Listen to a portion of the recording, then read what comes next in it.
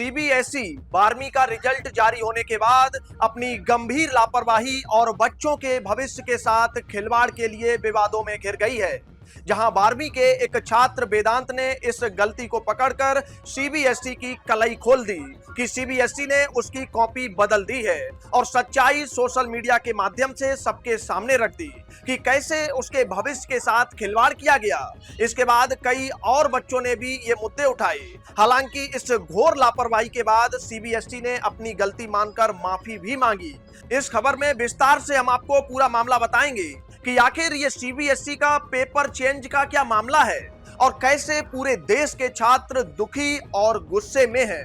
नमस्कार, मैं राहुल अवस्थी और आप देख रहे हैं भारत अपडेट। अगर आप छात्र हैं या कभी रहे होंगे या आपके घर परिवार में आपके बच्चे या कोई भी पढ़ाई या कॉम्पिटिटिव एग्जाम की तैयारी कर रहा है, तो सोचिए जरा, आप साल भर दिन रात एक करके पढ़ाई करते हैं, एक एक नंबर के लिए अपनी रातों की नींद खराब कर देते हैं और जब रिजल्ट आता है तो पता चलता है कि आपकी महीनों की मेहनत पर किसी और के नंबर चढ़ा दिए गए या फिर आपकी उत्तर पुस्तिका जिस पर आपने प्रश्नों के उत्तर लिखे हैं वो किसी दूसरे को थमा दी गई। सोचो क्या बीतेगी आप पर। और यही सीबीएसई में भी हुआ। दरअसल 12वीं का रिजल्ट आने के बाद वेदांत नाम का एक छात्र अपने नंबरों से बिल्कुल भी संतुष्ट नहीं था। उसने बोर्ड के नियमों के हिसाब से अपनी कॉपी दोबारा जांचने यानी कि स्क्रूटनी के लिए आवेदन किया। वेदांत के भाई सिद्धांत श्रीवास्तव ने भी इस मामले को लेकर बताया कि उन्होंने 20 मई के आसपास आंसर शीट की फोटो कॉपी मांगी थी, जो उन्हें कुछ दिनों बाद ईमेल के जरिए मिल गई। लेकिन जैसे ही परिवार ने मिलकर उस ईमेल को खोला तो उनके होश उड़ गए। यह आंसर शीट वेदांत की थी ही नहीं।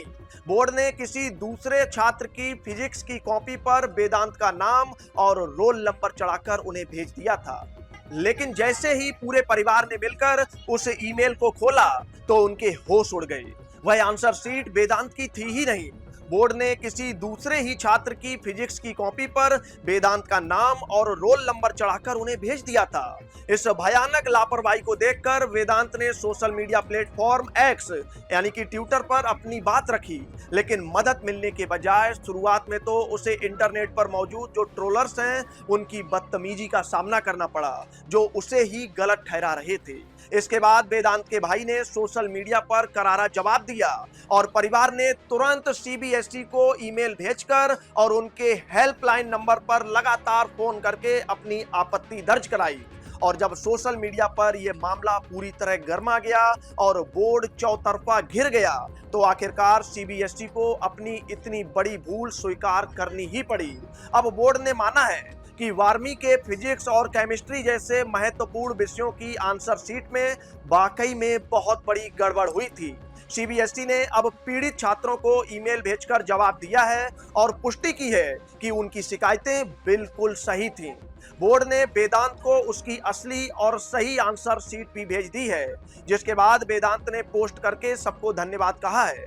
यही नहीं, एक अन्य छात्र ने भी केमिस्ट्री की कॉपी में ऐसी ही अदला बदली की शिकायत की थी और बोर्ड ने उसकी बात को भी सही पाया है।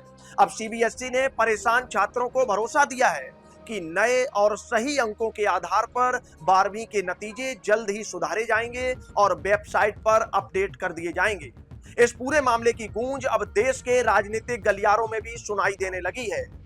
सीबीएसई 12वीं कक्षा के नतीजों और साल 2025-26 के लिए री इवेल्युएशन प्रक्रिया को लेकर मिली ढेरों शिकायतों के बाद केरल के मुख्यमंत्री वी.डी. सतीशन ने भी इस मामले में सीधे केंद्रीय शिक्षा मंत्री धर्मेंद्र प्रधान को एक पत्र भेज दिया है। उन्होंने केंद्र सरकार से मांग की है कि इस पूरे सिस्टम में पूरी पारदर्शिता और निष्पक्षता लाई जाए और छात्रों की शिकायतों का समय पर निपटारा करने के लिए सरकार तुरंत इस पर दखल दे।